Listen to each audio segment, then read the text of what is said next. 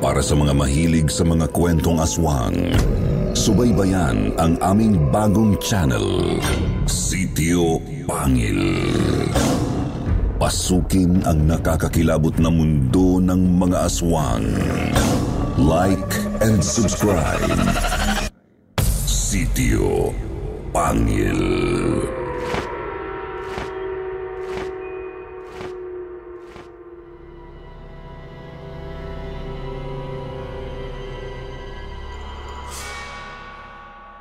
Halimuyak ng Jasmine.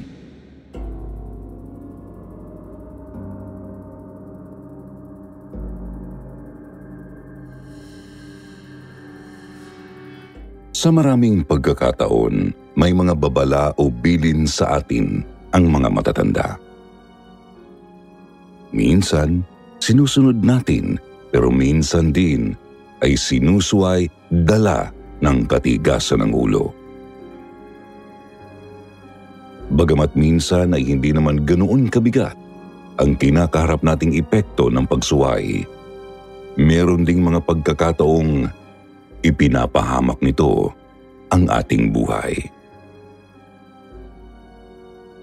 Sa episode natin ngayon, tunghayan natin ang malungkot na kwento ng Tito Pab ng ating letter sender na si Kuway. Alamin natin kung anong pagsuway ang kanyang ginawa at ano ang kanyang kinahantungan.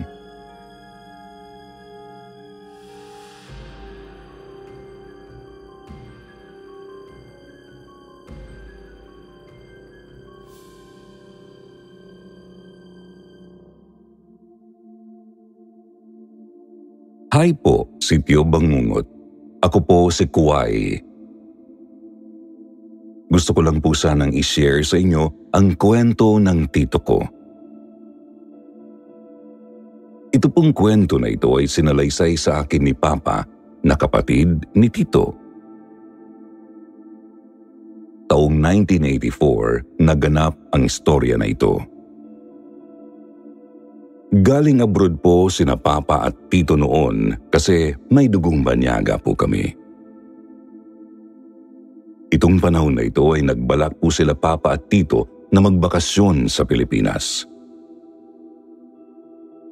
Matagal na din kasi silang di nakakauwi at matagal na nilang di nakikita ang kanilang lolo at lola. Isang buwang bakasyon po iyon. Tuwang-tuwa at sabik na sabik po ang dalawa dahil makakauwi na rin sila matapos ang halos 7 taon.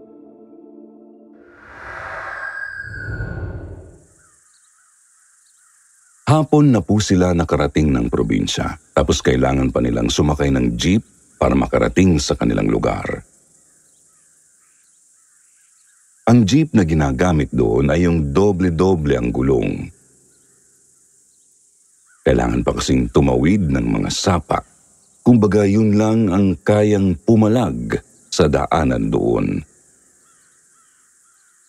Kaya hindi nakapagtataka kung bakit panay jeep, motor at kabayo lang ang mga sasakyan sa lugar.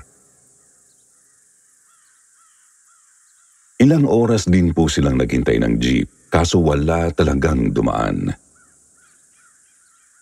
Kaya naisipan ni Tito Pab na magmotor na lang kasi baka gabihin na sila sa daan. Agad na nga silang kumuha ng motorsiklo. Mabuti na lang at kilala nila ang driver ng kanilang nakuhang motor.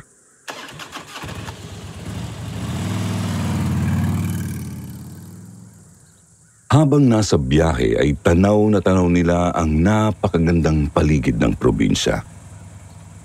Tanawing matagal na nilang hindi nakikita.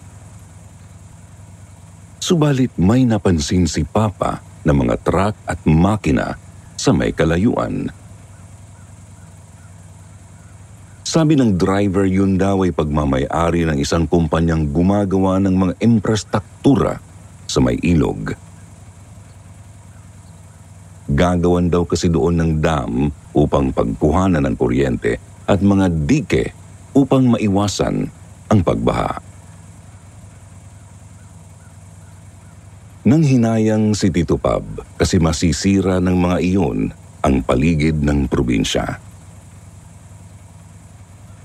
Pero sabi naman ng driver na hindi naman daw nakarating ang nasabing kumpanya sa mismong lugar ng lolo't lola ni na Papa.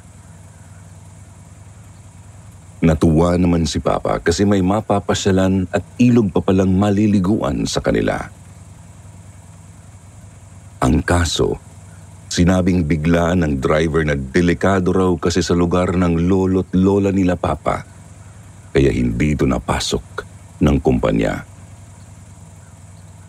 Nang tanungin nilang dalawang driver kung anong ibig sabihin nito, hindi na ito nagkwento. Tanungin na lang daw mismo ang lolo't lola ni na Papa.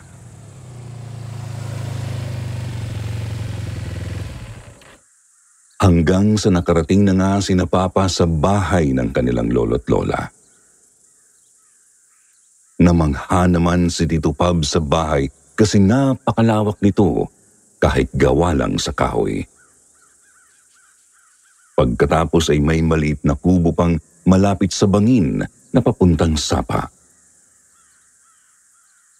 Hindi nga rin po nila ramdam ang mainit na araw noon dahil sa matataas na mga puno sa paligid. Nagtaka nga lang ang dalawa kasi walang tao sa bahay pagdating nila. Naisip ni Papa na baka nasa sakahan ng kanilang tatay, lolo at lola. Niyaya ni Papa si Tito Pab na magpunta ng sakahan pero gusto raw muna nitong magpahinga. Kaya naman, si Papa na lang mag-isa ang umalis tapos ay pumunta sa maliit na kubo si Tito. Tuwang-tuwa raw po si Tito roon sa kubo dahil napakalamig ng hangin. Napakasarap sa pakiramdam, saktong-sakto para sa kanyang pagpapahinga. Subalit ilang minuto pa po ay may napansin siyang kakaibang amoy sa paligid. Halimuyak ng bulaklak na jasmine.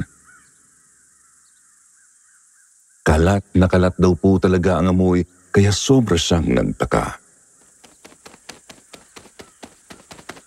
Ilang sandali pa po ay may nakita siyang isang ibong napakaganda. Ibang-iba ang kulay ng mga pakpak. Lumapit ito sa kanya na parabang napakasaya ng ibon sa paligid ni Tito. Pakiwari nga ni Tito Pab ay umaawit ang huni nito. Hinayaan lamang ni Tito Pab ang ibon malapit sa kanya hanggang sa nakatulog na siya sa pagod. Habang nahihimbing ay may nararamdaman siyang humahaplos sa kanyang muka. Hanggang sa nagising na lamang siya sa tawag ng kanyang kuya na siyang ang papa ko. Napatanong si Tito kay Papa kung nasaan na ang magandang ibon at ang halimuyak ng jasmine. Pareho na kasing nawala pagkagising niya.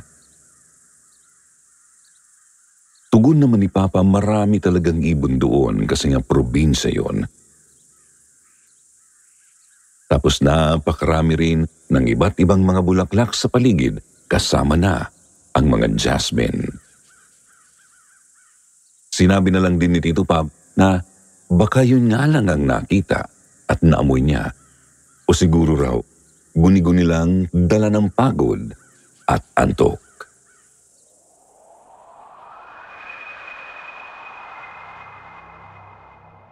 Kinagabihan po ay masayang nagkumustahan at nagkwentuhan sa hapunan ang buong mag-anak. Kasama na roon ang pagpili ng mga magulang ni na Papa na huwag munang masyadong lumayo kasi hindi pa nila kabisado ang lugar. Kinaumagahan naman po ay natagalan sa paggising si Tito Pab. Wala nang tao sa bahay nang bumangon siya. Naisip niyang baka nasa sakahan na ang kanyang kapatid at mga magulang. Nanatili muna siya sa loob ng bahay ng ilang oras hanggang sa mabagot at naisipang pumunta sa may sapa. Naalala kasi niyang hindi pa iyon nagagalaw ng kumpanyang nakwento ng driver, kaya naman agad siyang nagbihis at naglakad papuntang sapa. Ang kaso, napakasukal at napakatarik po ng daanan. Doon din ay may nakita siyang parang itim na kahoy na natumba sa gilid ng punong mangga. Tatapakan na sana niya ito para makadaan, ngunit bigla na lang itong gumalaw. Natumba at nanginig si Tito sa takot sapagkat isa palang napakalaking ahas ang kamuntikan na niyang matapakan. Hindi siya makatayo at makatakbo dahil sa kilabot, kaya't napapikit na lamang siya habang nakaupo sa lupa. Pero doon din po ay nakaamoy siya ulit ng halimuyak ng jasmine. Iminulat niya ang kanyang mga mata at laking gulat niya nang biglang nawala ang malaking ahas. Doon na po tumayo si Tito Pab at sinubukang sundan ang kakaibang halimuyak. Nalaman niyang papunta pala ito sa may sapa.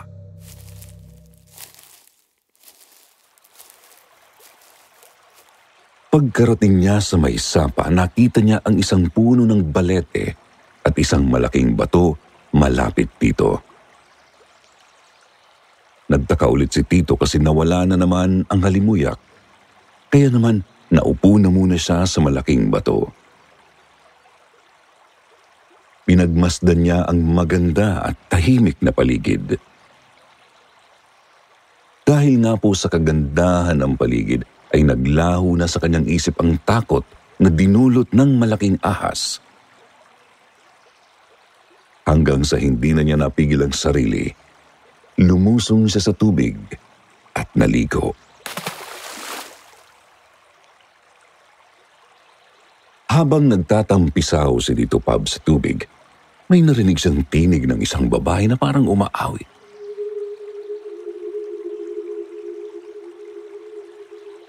Ilang sandali pa po ay may nakita na siyang isang babaeng napakaganda. Matangkad, matangos ang ilong at kulay ginintuan ang buhok na medyo may kulot sa may dulo. Tuloy-tuloy lang ito sa malumanay na pag-awit. Napansin din ni Tito Pab na nagsisilapitan ang napakaraming mga ibon sa babae. Kasama na roon ang makulay na ibong nakita niya ng nagdaang araw. Pumatong ito sa balikat ng babae. Naisip ni Tito Pab na baka dayo lang din yung babae kasi napakaganda talaga. Nagtaka rin siya kasi nakasuot ito ng bestidang puti kahit nasa may sapa. Pinagmasdan lang daw ni Tito Pab ang babae hanggang sa lumingon ito sa kanya at ngumiti. Sabi raw nito, "Ang ganda rito, ano? Tapos ang tahimik pa." Doon na po bumuelo si Tito Pab upang tanungin ng babae kung taga-roon lang ba ito sa probinsya. Tumango naman ito at saka sinabing kilala raw nito ang tatay at lolo Lucio ni na Tito Pab. Kaya naman napanatag ang loob ni Tito sa babae kasi nga kilala nito ang kanyang mga magulang. Nagpakilala naman si Tito Pab at sinabi ang kanyang pangalan sa babae. Sagot naman ito, oo, kilala rin kita. Madalas pa nga kayong maglaro ng kuya mo rito sa may ilog noong mga bata pa kayo eh. Tsaka, ako nga pala si Jasmine." Sabi naman ni Tito, "Ha? Kilala mo kami? Bakit hindi kita nakilala? Nagkita na ba tayo noon at ilang taong ka na ba? Sagot naman ng babae, oo, kilala ko kayo. Pero hindi ninyo pa ako nakita noon. Maaga rin kasi kayong umalis dito. Dagdag pa ng babae na 19 na taong gulang pa lamang siya. Natuwa naman si Tito kasi magkasing edad lang pala sila. Nagpatuloy pa sila sa pag-uusap nang may narinig si Tito na paparating. Nilingon niya ito at saka nakita ang kanyang lolo Lucio na sumisipol-sipol habang naglalakad. Sinabi ni Jasmine na aalis na raw siya. Magkita na lang daw ulit sila sa sapa ni Tito kinabukasan sa parehong oras. Pero hindi nakinig si Tito bagkus tinawag niya ang kanyang lolo at tinanong kung ano ang ginagawa nito doon. Napagsabihan naman siya ng matanda kasi pinagbilinan na silang huwag masyadong lalayo sa bahay. Subalit ayaw paawat ni Tito at pinakilala nito si Jasmine sa kanyang lolo. Ang kaso, wala namang nagsalita. Lumingon si Tito at wala na doon ang babae. Ang makulay na ibon na lamang ang nakita niya. Doon sinabi ng kanyang lolo Lucio, ikaw talagang bata ka. Kung sino-sinong kinakausap mo na hindi mo kilala. Tapos, dito pa talaga sa lugar na ito. Halika na, uwi na tayo.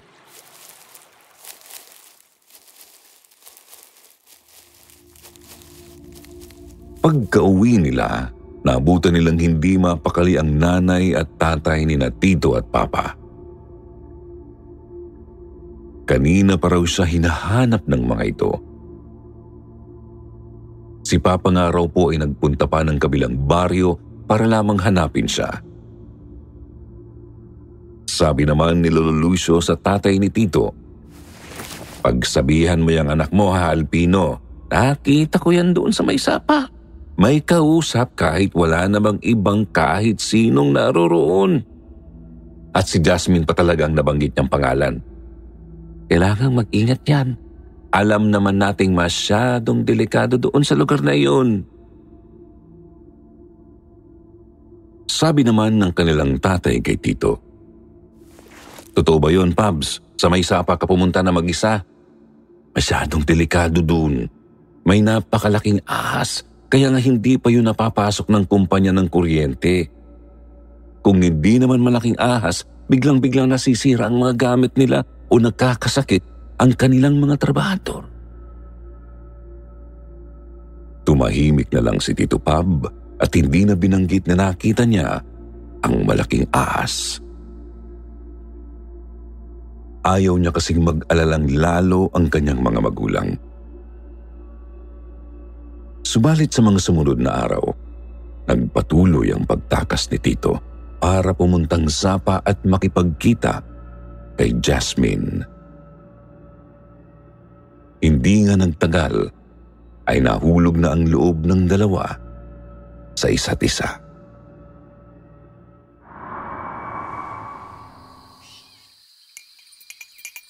Isang araw habang nag-aalmusal, napag-usapan ng kanilang nanay at tatay na pupuntahan daw nila ang isang manggagamot na nagngangalang Tio Bilanda. Isa itong bantog na albularyo sa kanilang lugar na may kakayahang manggamot ng kahit na anong karamdaman. Kaya rin itong lunasan ang iba't ibang mga kababalaghan gaya ng kulam, sapi at salamangka ng mga engkanto. Pupunta raw ang kanilang mga magulang sa albularyo upang humingi ng lana o langis. Mainam daw kasi itong gamot sa kanilang mga karamdaman. Malayo pa lang ay nakita nilang palakad-lakad si Tio Bilanda sa harap ng bahay nito. Halatang hindi mapakali. Nilapitan naman nila ito at binati. Ngunit nagulat ang lahat nang tignan nito ng masama si Tito Pab. Sabi ng albularyo kay Tito, "Kaninong ibon niyang nasa balikat mo?" Sinabi po ni Tito na kay Jasmine ang ibon na yon. Pero nagtataka siya kasi wala naman yun sa balikat niya kanina. Sermon ng matanda, "Itaboy mo yan, iho, kung hindi ikukulong ko yan. Kung kani-kanino ka nakikipagkilala nang hindi mo alam ang pagkatao." Pinapasok ni Tio Bilanda sina Papa sa kanyang bahay. Namangha sina Papa kasi napakaraming iba't ibang mga halamang gamot sa loob. Doon din ay tinanong ni Tio Bilanda si Tito Pab kung paano raw ba nito nakilala si Jasmine. Kinuwento naman ni Tito Pab ang nangyari nang may makita siyang ahas. Sinalaysay na rin niyang paulit-ulit na pala siyang dinala ni Jasmine sa bahay nito at pinakilala sa mga magulang ng babae. Mababait daw ang mga magulang nito at magaganda rin ang mukha ng mga taga roon sa kanilang baryo. Tuluyan ng araw nahulog ang loob ni Tito Pab kay Jasmine. Balak ng araw sana niyang umamin kung hindi lang sila pumunta sa albularyo.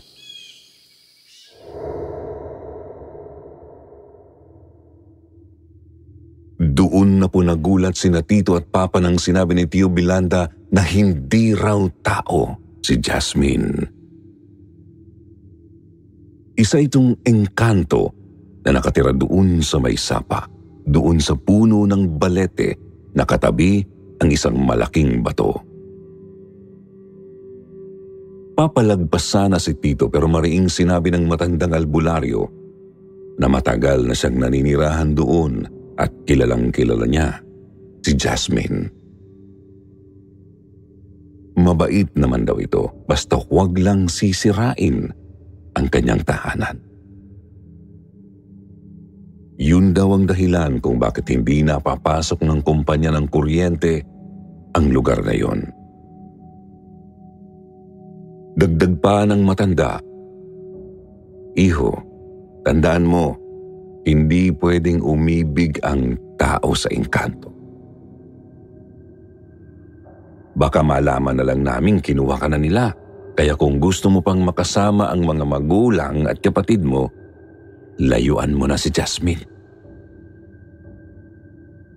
Matapos magsalita ng matanda, nagtanong ang tatay ni na Papa kung meron daw ba itong pangontra laban sa mga engkanto.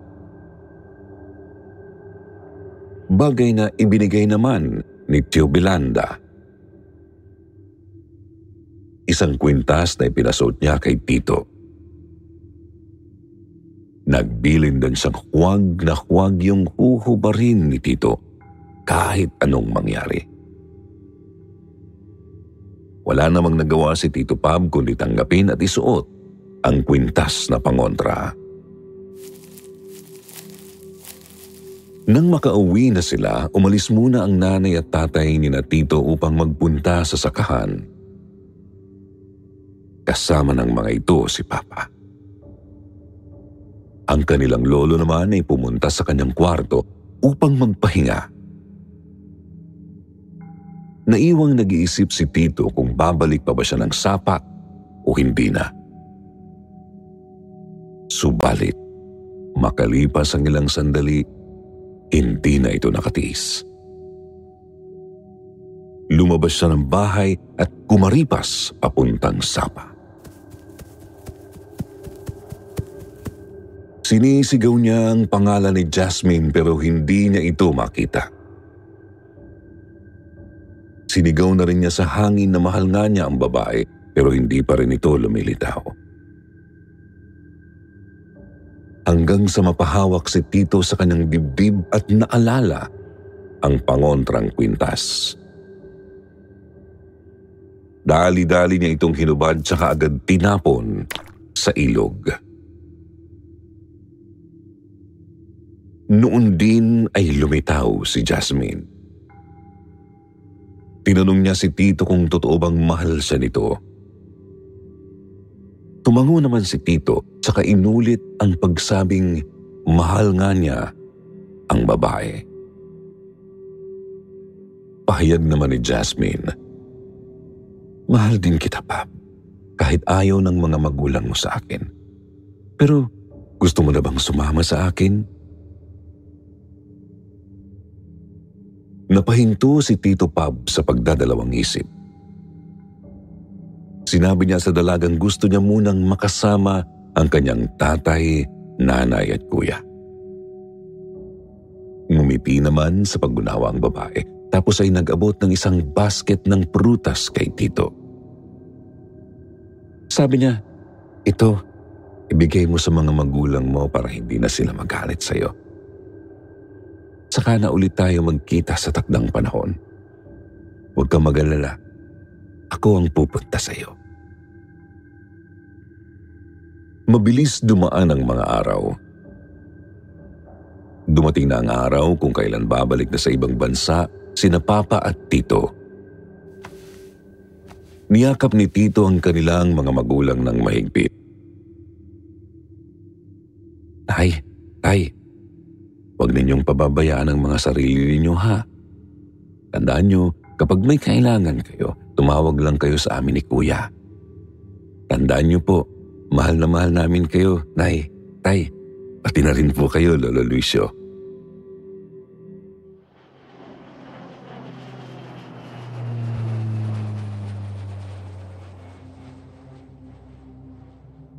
Ilang araw matapos nilang makabalik sa ibang bansa, napansin ni Papa ang mga pagbabago kay Tito.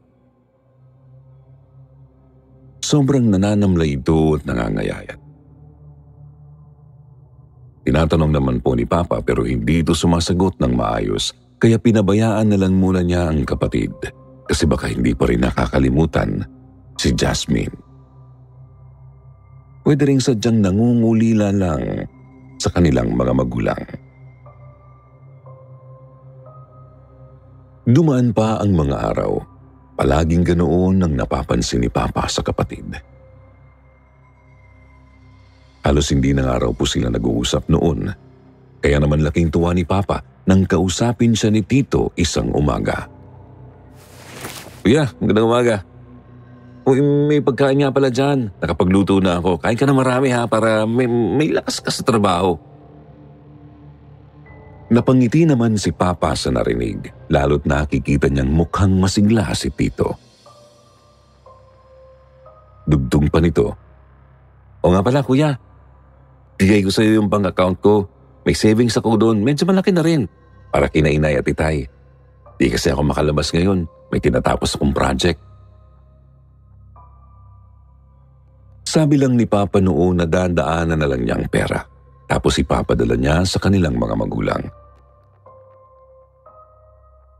Naggulat pa si Papa kasi bigla rin sinabi ni Tito, sige kuya, mag-iingat ka ha. Saka maghanap ka na ng mapapangasawa. Tandang-tanda mo na eh.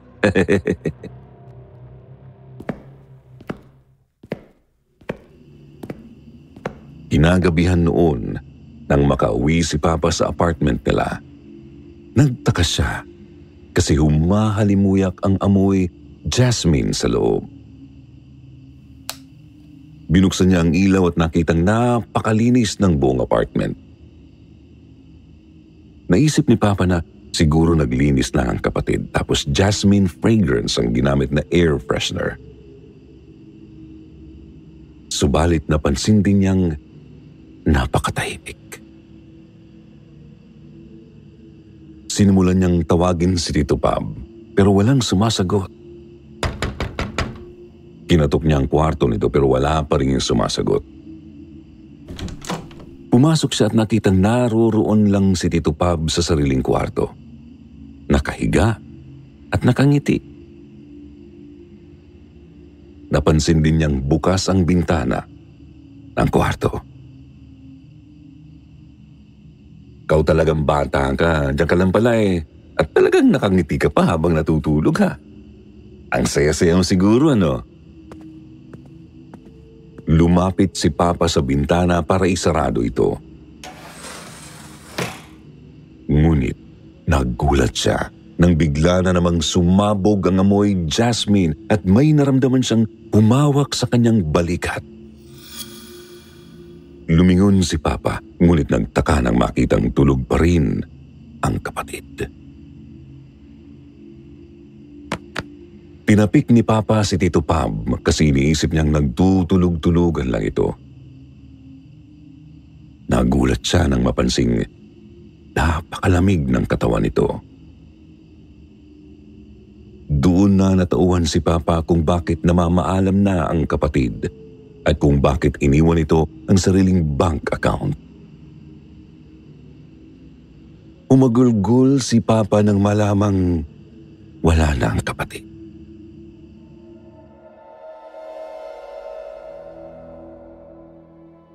Ibinalita ni Papa ang nangyari sa kanilang mga magulang.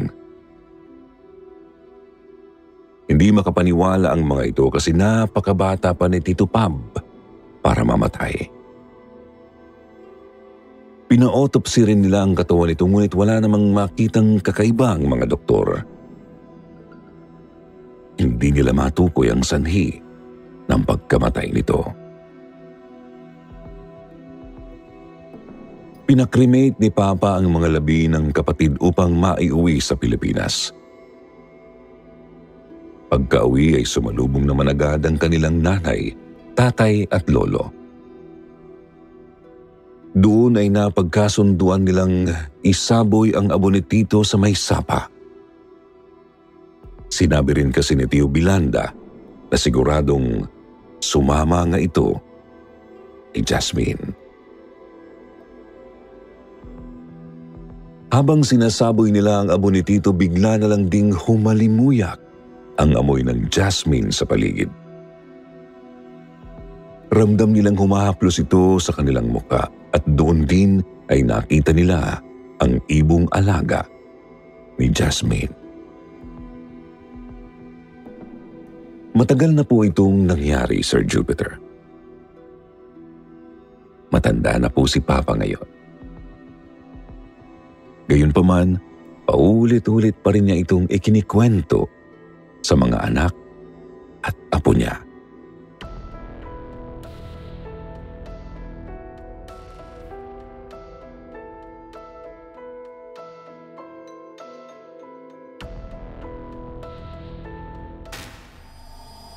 At ngayon naman, pakinggan natin ang isa pang nakakapanindig balahibong kwento na marahil ang iba sa inyo ay hindi pa naririnig.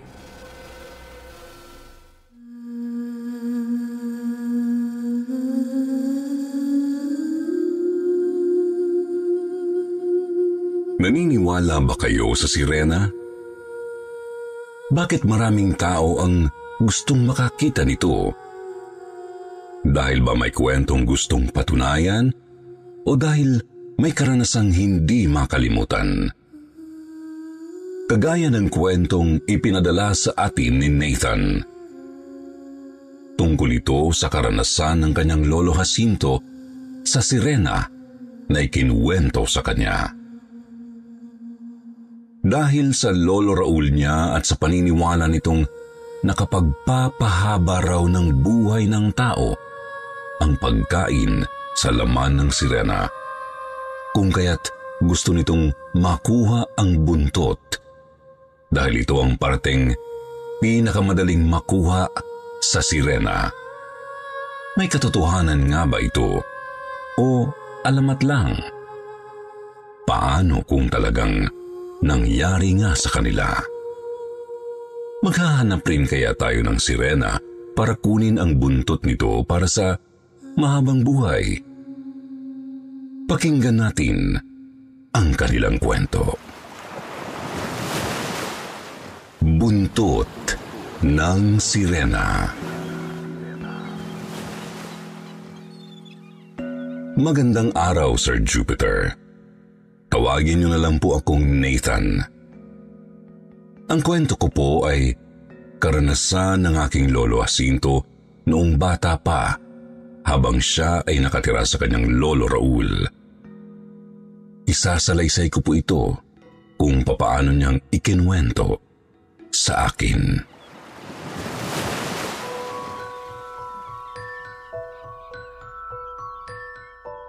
Namatay ang magulang namin dahil sa aksidente. Habang papasok sila sa trabaho ay nabangga ang sinasakyan nilang tricycle ng isang rumaragasang truck. Kami na lang ng kapatid kong si Erin ang naiwan. Matapos na mailibing ang mga magulang namin ay sinabihan kami ng kapatid ni tatay na si Uncle Isidro na iuuwi daw kami sa lolo namin na ama ni tatay. Wala kaming magawa noon dahil bata pa kami. Kung hindi nga nalaman ni Uncle na namatay ang magulang namin, ay tiyak na walang tutulong sa amin sa pag-aasikaso sa bangkay ni na mama. Wala kaming malapit na kamag-anak sa Caloocan. Nabilitan kaming umuwi ng Quezon Province at doon manirahan kay Lolo Raul. Yun ang unang beses naming makapunta sa bahay ni Lolo. Nagustuhan ko agad ang lugar dahil malapit ito sa dagat. Habang naglalakad kami papunta sa lugar ni Lolo, ay napansin kong wala siyang kapitbahay. Malapit na kami nang biglang may lumabas na matandang lalaki sa maliit na kubo. Matanda na siya. Puti na ang kulay ng buhok, pero maganda pa ang pangangatawan. Matikas at maliksi pang kumilos. Nakaramdam ako ng takot dahil sinalubong niya kami ng kanyang mga tingin na matalim. Parang gusto kaming paalisin agad. Napahawak ako sa braso ni Uncle Isidro. Napansin niya na nailang ako kaya sinabi niyang huwag daw kaming mag-alala. Mabait daw si Lolo at alam na raw nito na darating kami. Pinatuloy kami sa loob ng kubo at nag-usap sila ng ilang minuto. Pinag-usapan pa nila ang magulang namin at ang pagtira namin sa bahay ni Lolo. Nang magkasundo na sila, umalis na rin agad si Uncle Isidro. Hinabol pa siya ng kapatid kong si Erin habang umiiyak dahil ayaw niyang magpaiwan kay Lolo. Pero kinausap siya ni Uncle Isidro at sinabihang danalawin kami ng madalas. Tahimik lang ako habang nakaupo sa gilid. Tinitingnan ko ang kabuuan ng kubo ni Lolo. Natuwa ako dahil sa simple nitong pamumuhay. Nagtataka ako kung bakit mag-isa lang siya sa kubo at kung bakit wala siyang kapitbahay. Pero nahihiya akong magtanong. Nakuha ang atensyon ko sa nakadisplay sa dingding ng kubo ni Lolo. Napakalaking buntot ng isda ang nakasabit doon. Pinatuyo ito ng husto. Nilapitan ko pa at hinawakan para masiguro kung totoong buntot nga ito ng isda. Totoo nga, buntot nga ito ng malaking isda. Manghang-mangha ako dahil noon lang ako nakakita ng ganoon kalaking buntot. Iniisip ko tuloy kung gaano kalaki ang katawan ng isda. Katabi ng buntot, ang isang mahabang patpat na may matalim na talim sa dulo. Sa kabilang gilid naman ay isang mahabang tinik na mula rin sa pinatuyong buntot na inihiwalay lang. Bigla akong napabalik sa kinauupuan ko dahil natakot ako na baka mamalo si Lolo kapag nakita na hinahawakan ko ang mga display niya. Pero ang paningin ko ay doon pa rin nakatuon sa mga nakasabit sa dingding. Nang pumasok si Lolo sa kubo dahil sinundo niya si Erin sa labas, nakita niyang nakatingin ako sa buntot ng malaking isda. Sinabi niya agad na buntot daw yun ng sirena. Lalo akong namangha nang sabihin niya yun. Mabilis akong lumapit kay Lolo at nakuha niya ang loob ko. Tinanong ko siya kung totoo ang mga sirena. Ang sabi niya, totoo raw ito. At nakita niya mismo nang minsan nangisda siya sa dagat. Tinanong niya kami ni Erin kung gusto raw naming makita rin ang sirena. Pareho kaming tumango ng kapatid ko, kaya sinabi niyang magpakabait daw kami at dadalhin daw kami kung saan niya nakita ang sirena. Ang gusto raw kasi ng mga sirena ay mababait na bata.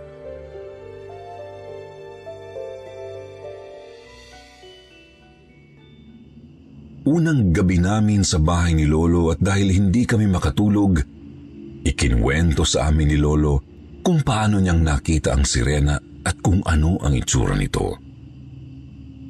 Ang kalahating katawan daw nito ay napakagandang babae na may mahaba at itim na buhok. Ang kalahati naman ay sa isda. Kumikinang raw ang kaliskis nito na kulay ginto, pati rin ang mahaba at malaki nitong buntot.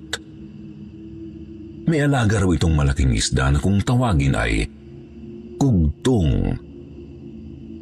Sa oras daw na hulihin ang alaga niya, magpapakita raw ang sirena para iligtas ito.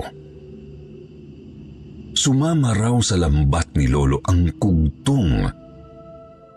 Nung oras na yun ay hindi niya alam na alaga ito ng sirena. Bata pa raw ang kugtong kaya mabilis itong mahuli. Nang maisakay niya sa bangka ang isda, nagpakita raw ang sirena. Inihampas daw nito ang malaking buntot sa tubig ng dagat ng paulit-ulit hanggang sa makawala raw ang alaga nito. Pero dahil mabilis daw si Lolo, tinaga daw niya ang buntot nang lumapat ito sa gilid ng kanyang bangka. Umiyak daw sa galit ang sirena, pagkatapos ay mabilis daw itong lumangoy palayo kasama ang kugtong na nakawala sa bangka.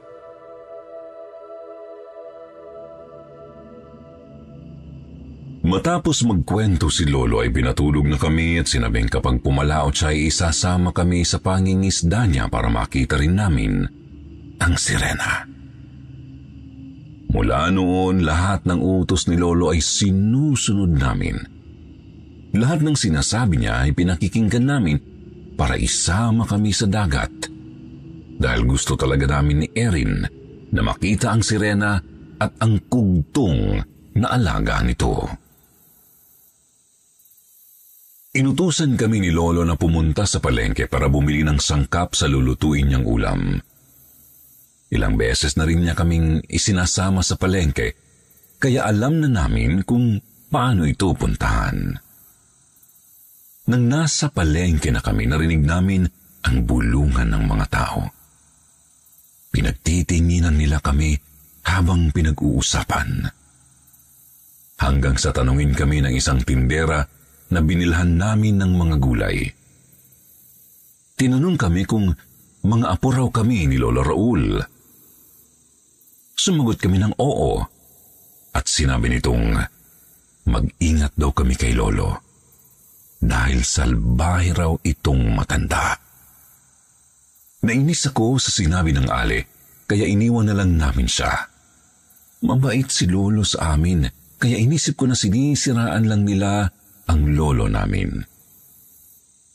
Pagkatapos naming bumili ng mga sangkap sa sinigang na lulutuin ni Lolo, ay umuwi na rin kami agad. Hapon na. Abala si Lolo sa pagluluto at kami naman ni Erin ay naglaro sa tabi ng dagat. Pinayagan kami ni Lolo pero ang sabi niya, huwag daw magtatagal kasi madilim na kapag gabi. Mahihirapan daw kaming makita ang daan. Dahil nalibang kami sa paglalaro, narinig naming tinatawag na kami ni Lolo para pauwiin. Maaga kaming kumakain dahil maaga rin kaming natutulog. Madaling araw na. Nagising ako dahil narinig kong umiingit ang kapatid ko. Ginigising ko siya dahil iniisip kong baka nananaginip. Pero nang hawakan ko siya sa braso, naramdaman kong mainit siya. Hinawakan ko ang noo at leeg niya at nalaman kong nilalagnat ito. Agad kong ginising si Lolo pero ang sabi niya, bukas na lang daw niya gagamutin dahil gabi pa. Punasan ko na lang daw ng basang bimpo ang kapatid ko. Dahil ayaw bumangon ni Lolo, ako na lang ang tumayo at matyaga kong pinunasan ng basang bimpo ang kapatid ko hanggang sa mag-umaga na. Nang magising si Lolo, tinanong niya ako kung ayos na raw ba ang kapatid ko. Sinabi kong hindi pa bumababa ang lagnat niya. Wala na akong narinig na sinabi ni Lolo hanggang sa maubos na niya ang tinimplang kape. Kaya nilapitan ko siya at sinabihang dalahin na namin sa doktor ang kapatid ko o kaya ay ibili man lang ng gamot. Doon pa lang niya tiningnan si Erin. Nalaman ko na marunong palang manggamot si Lolo. Pagkatapos niyang pahiran ng langis at painumin ng katas ng dinikdik ng halamang gamot ang kapatid ko, ay sinabi niyang mukhang hindi raw lagnat o trangkaso ang sakit niya. Baka raw pinaglaruan ni Erin ang buntot ng sirena na nakasabit sa dingding. Inisip ko muna kung kailan ba nilapitan ng kapatid ko ang buntot na yun. Tapos naalala ko, nilapitan niya nga ito pero alam kong hindi naman niya hinawakan. Ang sabi ni Lolo, magkakasakit daw talaga kapag natusok ng tinik nito dahil may lason ang tinik. Sinabi rin ni Lolo na ang tanging gamot lang daw para gumaling ay kunin ang buntot ng sirena. Kailangang mapakain si Erin ng kapiraso nitong laman. Nang marinig ko yun, kaagad kong inaya si Lolo na pumunta sa dagat para hulihin ang sirena at kunin ang buntot nito. Nung gabi, dinala ni Lolo ang lahat ng kakailanganin na gamit. Tinulungan ko siyang isakay sa bangka ang mga ito. May bangkang dimotor si Lolo na nakatali lang sa dalampasigan. Pinagtulungan namin itong itulak hanggang sa madala sa tubig. Nang tinatangay na ito ng alon ay sumakay na kami sa bangka.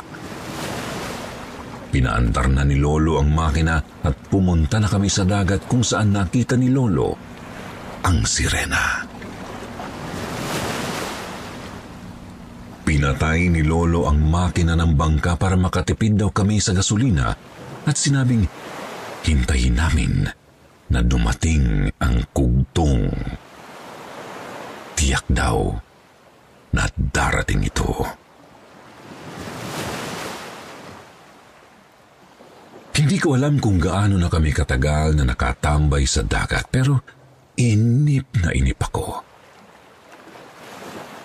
Hanggang sa makita ko si Lolo na tumayo at sinabing, dumating na raw ang kugtong. Kailangan daw naming malapitan ito para gawing pain nang lumabas ang sirena. Pinainan ni Lolo ang kugtong ng sariwang karne para lumapit sa amin. Bago kasi kami umalis, ay nagkatay siya ng isang alagang manok para dalahin. Nung oras ko na yon nalaman kung saan gagamitin ang manok.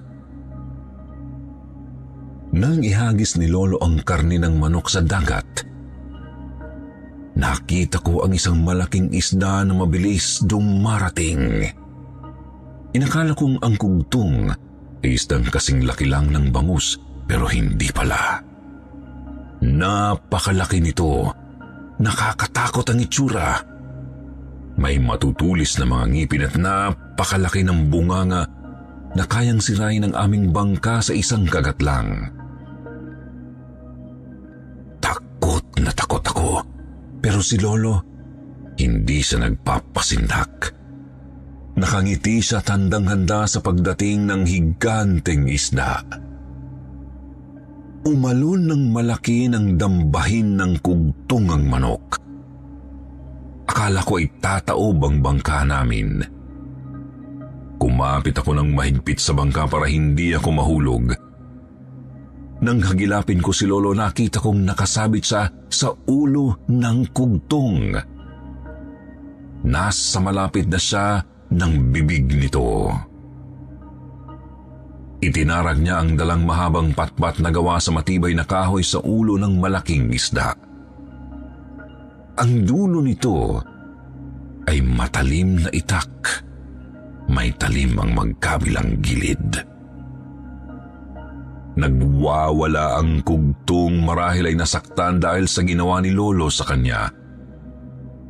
Panay ang tawag ko kay Lolo dahil baka siya makabitaw sa pagkakalapit sa patpat at mahulog sa dagat. Baka makain siya ng kugtong. Pero hindi niya ako pinakikinggan. Sa halip ay tinanggal niya ang isang kamay at hinugot ang itak na nakalagay pa sa kaluban nito. Nakasukbit ito sa baywang ni Lolo. Paulit-ulit niyang tinataga ang kugtong. Nagwala ng marahasang malaking isda hanggang sa tumilapon si Lolo at mabilis na sinalo ng malaking bibig ng kugtong. Sigaw ako ng sigaw. Hindi ko alam ang gagawin. Naghanap ako ng panlaban dahil matapos siyang kainin ng kugtong, ay humarap ito sa akin at parang ako naman ang balak nitong puntiryahin. Nakita ko ang isang tinik na mula sa pinatuyong buntot ng sirena. Dinala pala ito ni Lolo. Kinuha ko yun dahil naalala ko ang sabi ni Lolo na may lason ang tinik na iyon. Nang lumapit ang kugtong, ay agad kong itinarak sa kanyang ulo ang tinik. Narinig ko ang malakas nitong pag-atungal, pagkatapos ay nagwala. Maya-maya ay tumahimik siya. Tumahimik ang dagat. Hanggang sa marinig ko ang lagaslas ng alon na para bang may paparating. Nang tingnan kong mabuti, alam kong ito ang sirena base sa kanyang paglangoy. Namangha ako sa ganda ng kanyang buntot.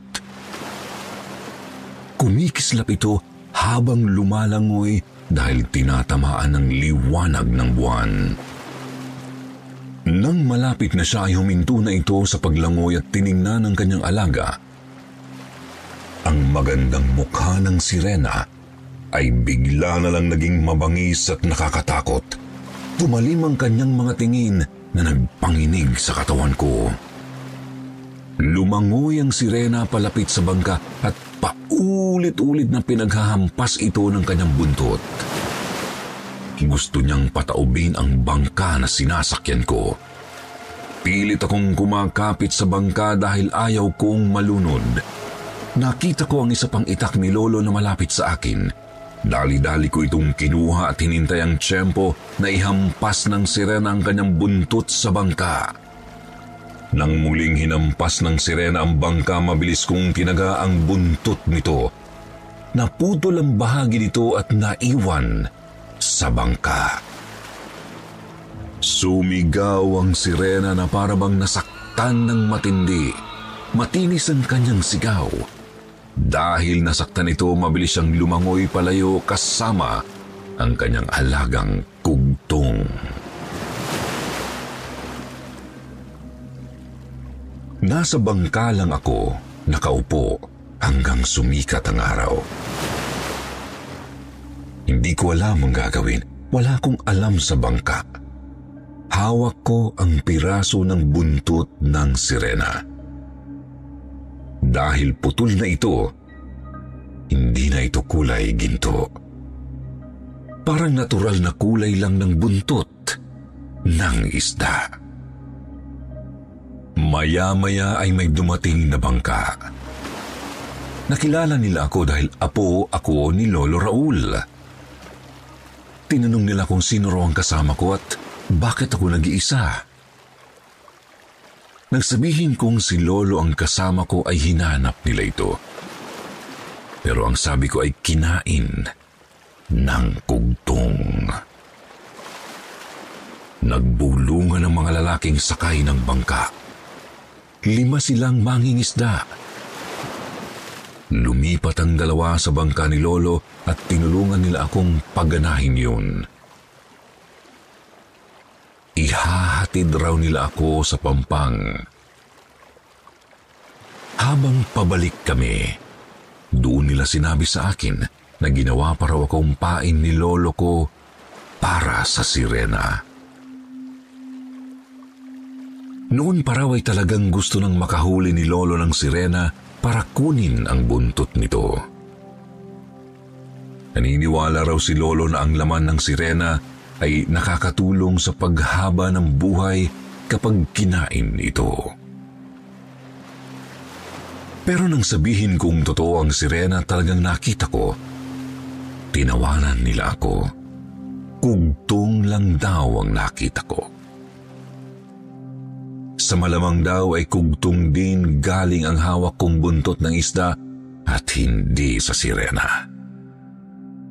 Hinayaan ko na lang sila. Basta ako, nakita ko talaga ang sirenang sinasabi ni Lolo. Pero ang sabi ng mga lalaking mangingisda, mahigit 100 taon na raw ang edad ng Lolo ko, pero hindi raw yun dahil sa pagkain sa buntot ng sirena, kundi dahil isa raw itong mangkukulam. Marunong daw sa karunungang itim si Lolo, kaya raw nilalayuan ng Lolo ko dahil isa itong mangkukulam. Mabuti na nga lang daw, kinain si Lolo ng kugtong para wala na raw mangkukulam sa bayan nila. Naiinis ako sa kanila dahil sa mga sinasabi nila sa Lolo ko. Pinaniniwalaan kong mabuting tao si Lolo. Hanggang sa makauwi kami ng bahay, dali-dali kong pinuntahan ang kapatid kong si Erin. Sinamahan nila ako dahil sinabi kong may sakit ang kapatid ko. Nang tingnan nila ang kapatid ko, nagulat sila dahil bukod sa inaapoy ng lagnat si Erin, nangingitim na rin ang kanyang kuko, pati ang kanyang labi. Sabi nila, hindi raw ito lagnat o trangkaso. Kinulam daw ang kapatid ko at sa malamang ay si Lolo ang may gawa. Agad na pinuntahan ng 2 lalaki ang albularyo na kilala nila sa kanilang bayan. Ang 3 naman ay pinagtulungan na iahon sa dagat ang mga bangka. Kinuha ko ang pagkakataon na maipakain sa kapatid ko ang laman ng buntot ng sirena. Naniniwala pa rin ako sa sinabi ni Lolo na yun ang magpapagaling kay Erin. Nang dumating ang albularyong sinundo nila, agad nitong ginamot ang kapatid ko nagagalit pa siya sa lolo ko dahil ginamit lang daw kami para sa pansariling kagustuhan. Pero matapos gamutin ng albularyong si Apolina ang kapatid ko, gumaling ito. Hanggang sa umabot na ako sa edad na 70, nandito pa rin ako. Minahal ko na ang lugar na ito. Natatandaan ko pa noon nang minsang pumalaot kami ni Erin sa dagat para mangisda. Nakita namin si Lolo. Alam kong si Lolo ang nakita ko. Nakaligtas siya. Hindi siya kinain ng kugtong. Sakay siya ng isang bangka na parang nangingisda rin ng oras na yun. Ganun pa rin ang itsura niya. Maputi lang ang buhok, pero matikas pa rin ang pangangatawan.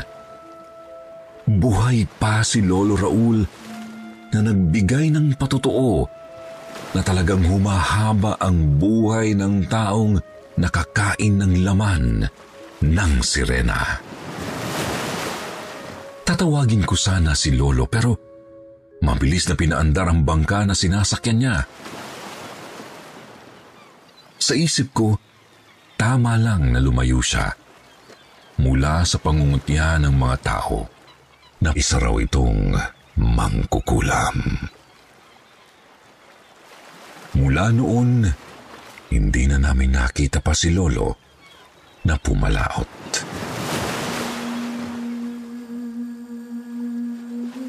Ito ang mahabang kwento sa akin ng aking Lolo Jacinto. Nag-research ako tungkol dito.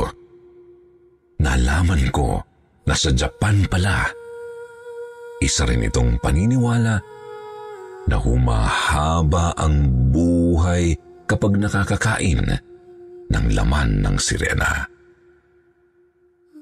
Naniniwala na rin ako dahil si Lolo Erin ay tumatagal pa ng mahigit 100 taon. Bagamat matanda na siya noon, malinaw pa ang kanyang paningin, pati ang pandinig at ang kanyang memorya. Siya rin ang nagpatunay na baka nga humaba ang buhay niya dahil pinakain siya ni Lolo Jacinto ng buntot ng sirena. Hanggang dito na lang po at marami pong salamat sa inyong pakikinig.